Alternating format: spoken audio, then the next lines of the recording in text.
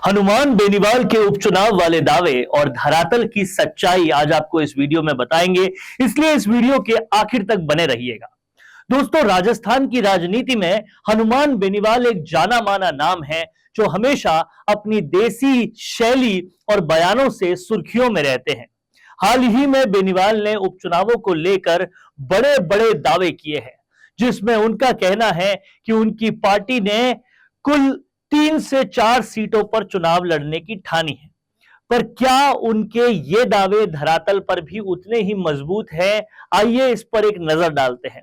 हनुमान बेनीवाल ने दावा किया है कि उनकी पार्टी राजस्थान में 3 से 4 सीटों पर उपचुनाव लड़ेगी, जिसमें देवली, उनियारा जैसी सीटें भी शामिल है।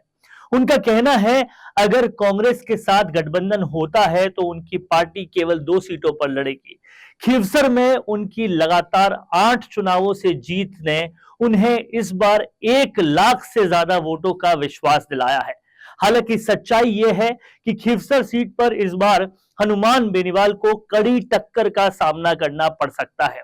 2023 के विधानसभा चुनाव में बेनीवाल की स्थिति बहुत कमजोर रही, जहां पर ये बमुश्किल 2000 वोटों से जीत सके। ऐसे में उपचुनाव में जीत हासिल करना उनके लिए बहुत बड़ी चुनौती साबित होगा। हनुमान बेनीवाल के परिवार 47 साल से वो राजनीति में सक्रिय है। उनके पिता रामदेव बेनीवाल 2 बार विधायक रह चुके हैं।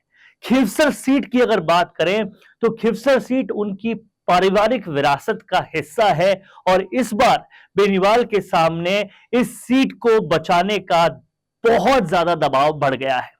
यह देखना दिलचस्प होगा कि वो किसे ये टिकट देते हैं, परिवार से बाहर अगर किसी नए चेहरे को देंगे या फिर अपने ही नारायण बेनीवाल या फिर अपनी पत्नी कनिका बेनीवाल को देंगे। ये एक खास पहलू होगा। उनके गठबंधन में जितने भी लोग हैं उसमें क्या होता है ये भी देखना पड़ेगा। 2018 में उन्होंने खुद की पार्टी बनाई थी, 2019 में भाजपा से हाथ मिलाया था और फिर 2020 में वो किसान आंदोलन के चलते एनडीए से अलग हो गए थे और अब कांग्रेस के साथ गठबंधन को लेकर उनकी बातचीत जारी है। लेकिन अगर गठबंधन नहीं होता तो बेनीवाल की पार्टी उपचुनाव में अकेले ही लड़ेगी। खीवसर की जनता ने पिछले 8 बार से बेनीवाल और उनके परिवार का समर्थन किया है, लेकिन अब स्थिति जो है वो अलग हो सकती है।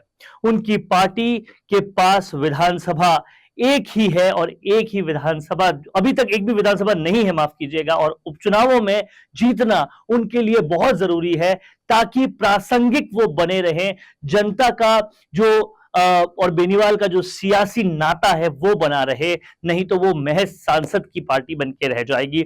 हनुमान बेनीवाल का आत्मविश्वास और जनता का भरोसा सराहनीय है, लेकिन उपचुनाव की सच्चाई जो है वो इससे कई ज्यादा पेचीदा है।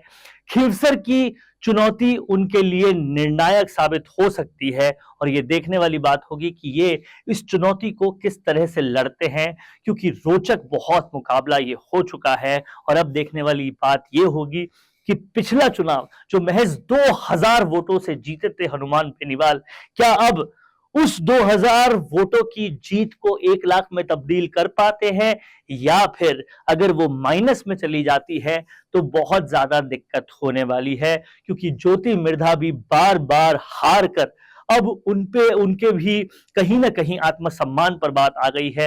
तो वो क्या दाव खेलेगी और क्या दाव खेलेगी BJP as a whole party, RSS वहां पर कितनी सक्रिय होगी, कांग्रेस कौन उम्मीदवार उतारेगी अगर इनके साथ गठबंधन नहीं करती, तो ये सारे पहलू खीवसर का भविष्य बताएंगे। तो हनुमान बेनीवाल दावे तो बड़े बड़े कर रहे हैं, लेकिन जमीनी सच्चाई जो है वो काफी चुनौतीपूर्ण है।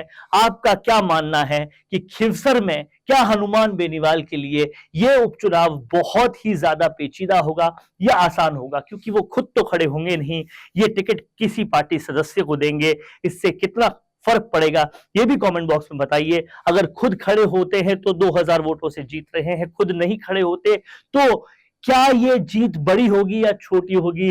कमेंट बॉक्स में लिख दीजिए। देखते रहिए संवाद और संवाद के साथ ऐसे ही बने रहिए। नमस्कार। Hi, I am Varun. Trending video creation is my passion and I have an experience of 15 plus years in this. Nowadays, I have observed that videos in natural background like in gardens, restaurants or cafeterias, in conference room or hotel lobbies, etc. are getting more engagements and clicks.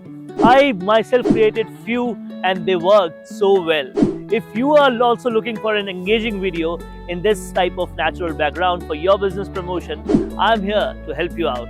My packages come with variety of services like image insertions, clip insertions, logo insertions, text overlays, etc. Go check them out now. Feel free to ask anything before ordering with me. Hope we join hands soon.